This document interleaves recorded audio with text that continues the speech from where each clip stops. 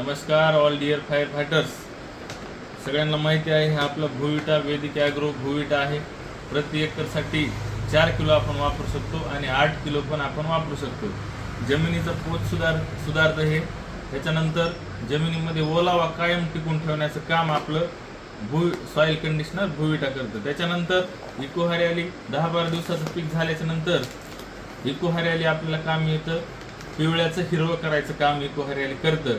त्याच्यानंतर जमिनीमध्ये जे हार्मफुल जे आपले छोटे छोटे सूक्ष्मजीव आहेत, जसं की आपल्याला माहीत आहे शेतकऱ्यांचा मित्र गांडूळाची संख्या वाढवतो. जसे मायक्रो ऑर्गॅनिझम आहेत, अनेक मायक्रो सूक्ष्मजीव आहेत जमिनीतले, त्यांची वाढ होण्यासाठी मदत करतं.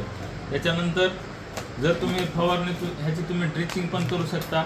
1 एकरसाठी 500 ग्रॅम आहे, प्रति फवारा 50 ग्रॅम वापरू शकता.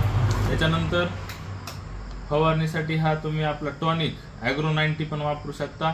40 ml प्रति फवाऱ्याला वापरायचं आहे. आणि त्याच्यासोबतच आपलं वैदिक ॲग्रो PGPR 25 ml प्रति फवारा, हे दोन्ही तुम्ही मिक्स करून वापरू शकता. ह्या चारीचा आपल्याला फायदा एकच होणार आहे. चारीचं कंबाईनमध्ये सांगतो की फुलांची गळती अजिबात होणार नाही, बीज अंकुरण प्रक्रिया आपली चांगली होणार आहे, पिकांची वाढ चांगली होणार आहे, पोटॅशचं प्रमाण हे वाढवणार आहे पिकामध्ये. त्याच्यानंतर ज्या पण गोष्टी जमिनीतून पिकापर्यंत जाणार आहेत त्या फास्ट पोहोचवण्याचं काम हे करणार आहेत. वाढ चांगली होणार आहे, फळ चांगल्या पद्धतीने पकणार आहे. त्याचे जे सोयाबीनचे दाणे असतील किंवा कोणतेही पीक असेल ते मोठे मोठे होणार आहेत.